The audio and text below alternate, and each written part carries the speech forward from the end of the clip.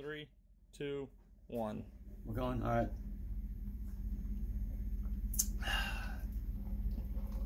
Antiviral juice, guys. Don't fuck around. Anyway, hey, Johnny Glock, what's happening? Listen, Brandon's here from the Bullet Farm. You can't see him, but he's behind you.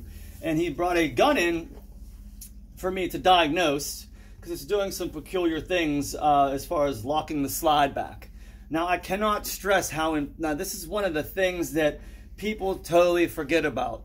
Magazines matter, okay? Your magazine is fucking so important, it is unreal. And just because we view it as just a magazine and not as important as the rest of the gun, it puts you at a complete disadvantage. You better get your head in the game and realize this is just as important as this. So let's look at what is presenting first of all. So when we rack this gun, it's not wanting to hold back, okay? That's what the magazine in, that's what the magazine empty. It's doing the same thing with this. Well, that one actually grabbed.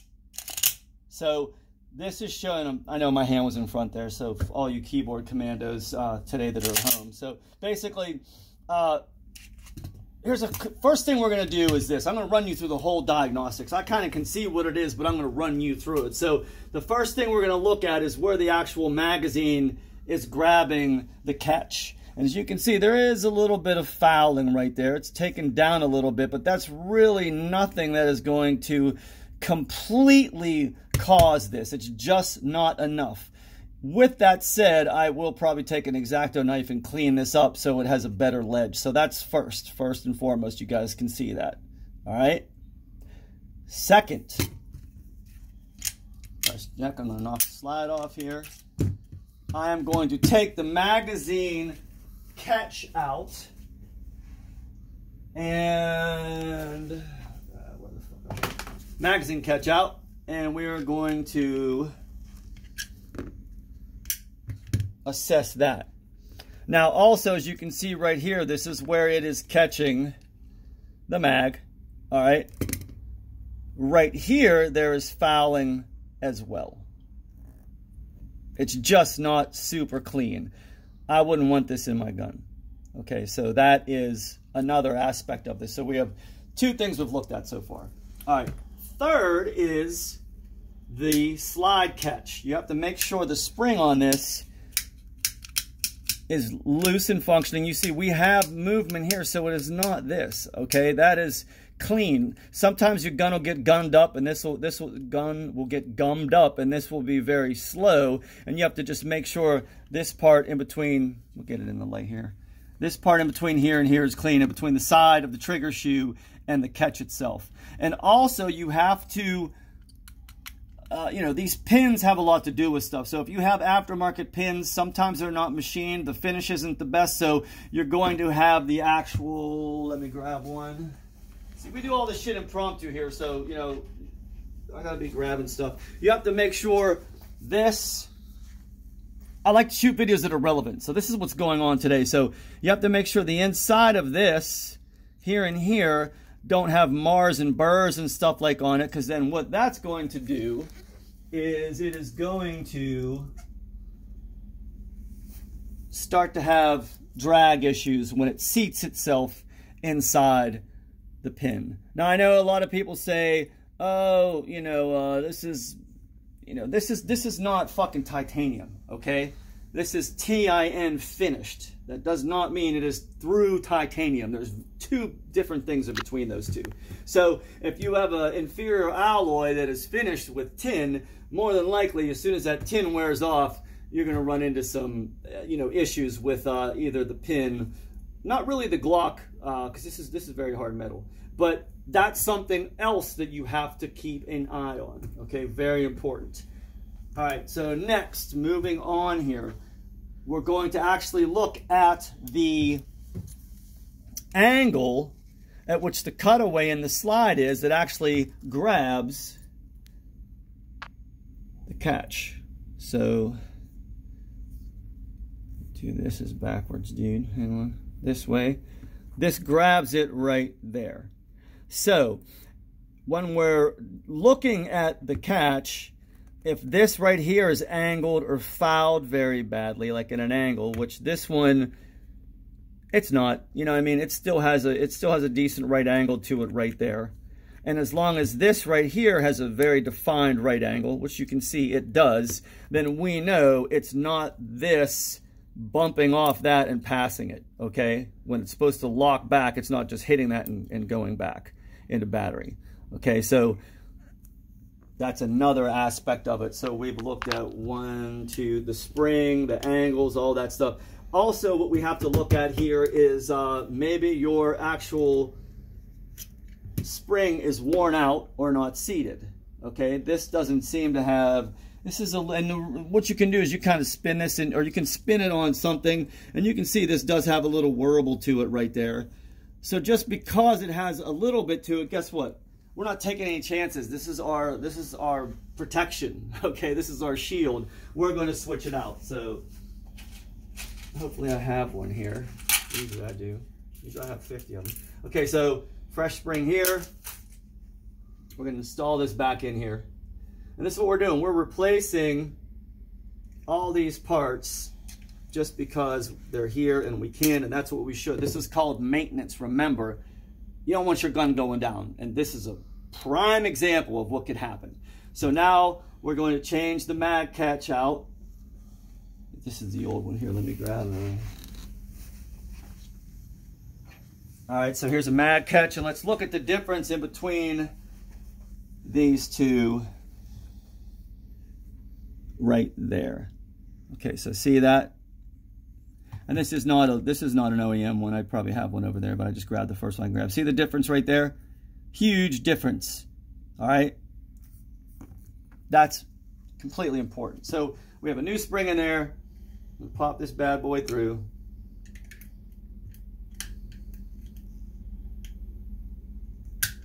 Harbor Freight makes these wonderful tools that you can cheaply modify to do what you need it to do. If you're going to be changing out springs, you want this to be a little bit rounded so you don't go gouging into your frame. So if you have any of your changes before, we're going to snap that back over. So yeah, it's a lot. This has a lot more tension to it now. So like I said, this isn't concerning me, so I'm going to leave it in here.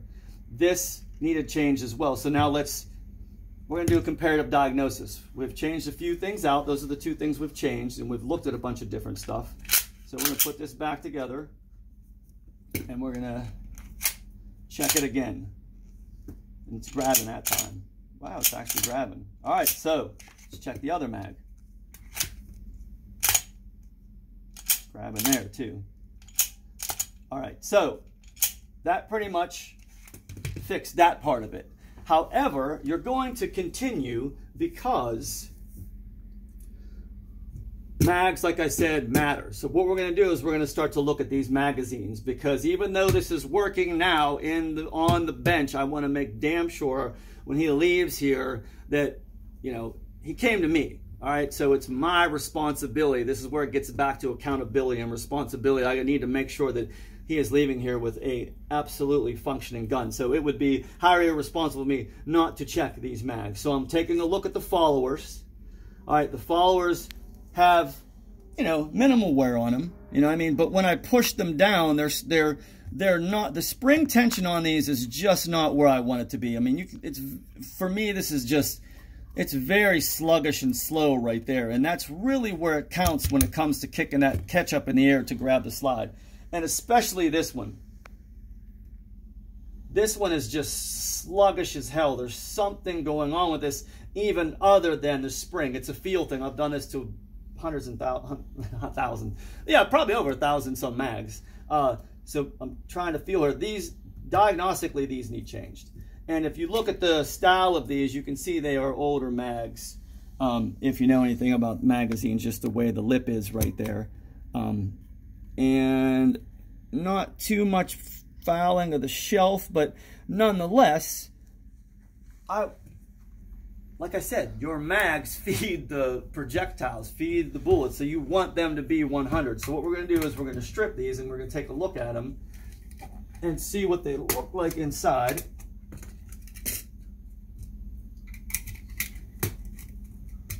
All right. So the first thing we're going to notice is, going over here, the spring differences. All right, so there's something going on here with that. I believe this is a 17 spring, which I would definitely 100%, and we'll get into this in a second, but let's back up. I'm not going to worry about the springs right now. What we are going to worry about is we're going to take a look inside of the sleeve itself. And it's going to be impossible for Brandon to get this, but inside this sleeve, if I go in here, it's got a ton of carbon built up on these upper lips right here.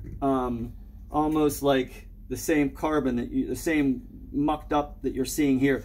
These guys shoot at a place called the Bullet Farm. You know, that's what you're seeing is either on his channel or mine. And if the Bullet Farm has a shitload of sand, you know what I mean? Because it is Florida. We have sand in Florida, imagine that. And so that's a big consideration. The grit grime and chasing the grit and grime video I had out was after I was shooting one day out of Brandon's, and you know, we had that windstorm. Remember that, Brandon? It was like, oh yeah, stupid. So there was just sand everywhere. It almost trashed my part. So next thing we're gonna do is we're gonna look at this follower, and right here you can see where this is exactly where the sluggishness, if you can come in close here, of this one follower that I was feeling. So you have brass particles, you have, and if you could feel this, it's sticky and tacky. Okay, can't really show you what that's like on.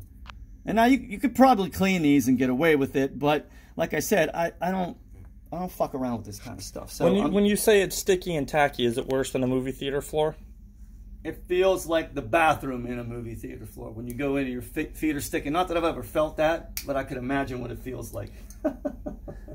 So we're going to definitely, okay, here's the two parts we got rid of. We're going to get rid of these two parts too, just because, like I said, these are older magazines, and these followers, in my opinion, like I said, you just don't want to mess around with your magazines, man. You want to make sure everything is legit.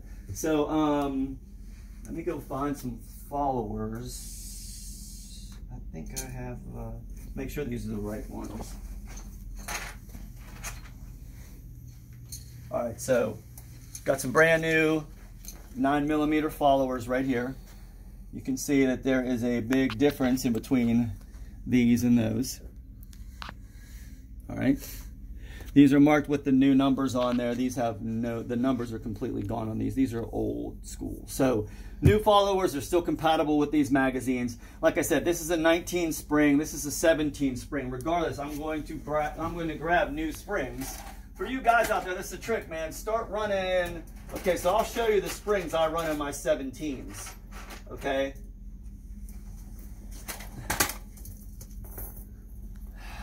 Here's a typical 17 spring right here. The new ones are 11 coil. So that's definitely a 17 spring. This one's, they're about the same in length. I'm going to pull these out. These are the ones I use in my 17s because I know damn better. All right, I'm going to flip it this way. So you have two more coils. You know how much more powerful these are in a 17. As far as 19s, this is another spring I tend to use in a 17. It's still longer. All right, so you want those fucking bullets to be feeding all the time with pressure. All right, so, and you know, for the Gen 5s, you're gonna have to, you know, you can use any magazine with a Gen 5, you just have to get the updated followers, okay, that they have, but this isn't a Gen 5 we're dealing with. So I'm gonna go back over here. We're going to set this with the parts that we're changing out. This was the other part that we're changing out, and now we're gonna kick this to two new, brand new 11 coil 17 springs in a 19. Trust me on this.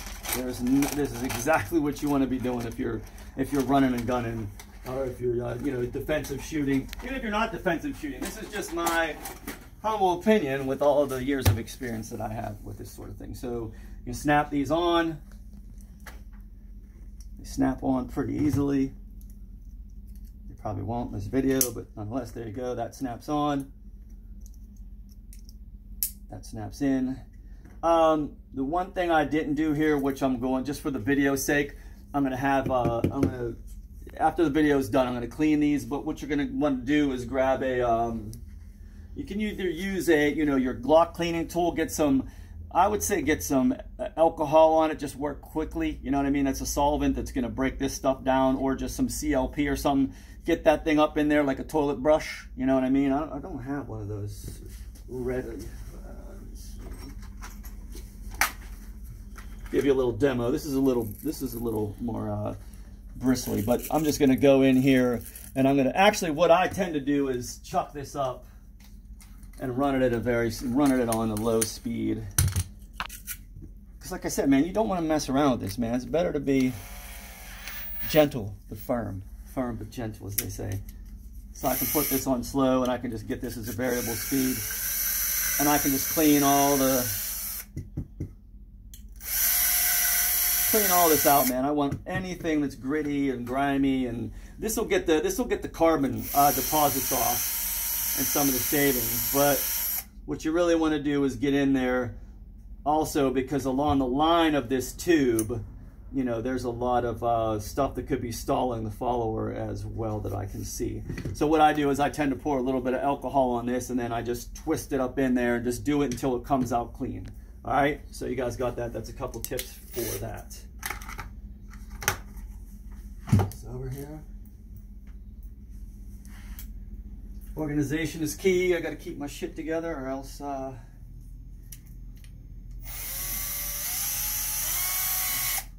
okay, so we are going to, let me grab, these are the you know, the inserts that were in there. The inserts, they're not completely messed up. This is something I'm not necessarily like feeling that I have to absolutely 100% change. So we're going to keep those. Hopefully you guys have all done, even if you haven't done this before. That's how it goes. And very simply,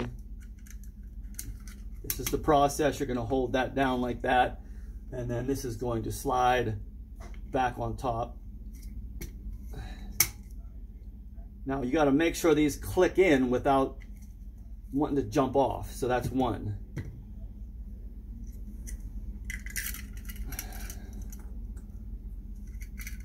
You're going to definitely want to replace your 19 mags with 17 springs. Same thing here. I'm going to push this on.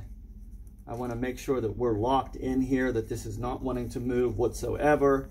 And now, if you would feel this right here, and look how clean these look. This is a marked difference in tension on these two magazines. So once again, when we insert these, it's stupid how I can, like before I could feel it, you know what I mean? But this time it's just, and you have to reason, the reason I'm doing these manipulations is so you can see these guns. People ride my ass all the time with my hands in front of the muzzle and all that stuff. Look, this is an educational video, so if that's a problem of yours, you know, get over it, dude. I get it. I do this stuff all day long here on this bench, and of course you can see there's things I have to, you know, especially when I injured my, whoa, I just barrel flashed my, especially when I injured my arm. There was a lot of, you know, a lot of scars that I had from doing this because I wasn't able to shoot for the longest time, and I'm working through those right now, you know, with my instructor, because I've just been able to start, you know, shooting again. So yeah, these are dropping clean. You always want to make sure they're inserting, dropping clean, and the real, and like I said, same thing. Like I should be putting them in like that. All right.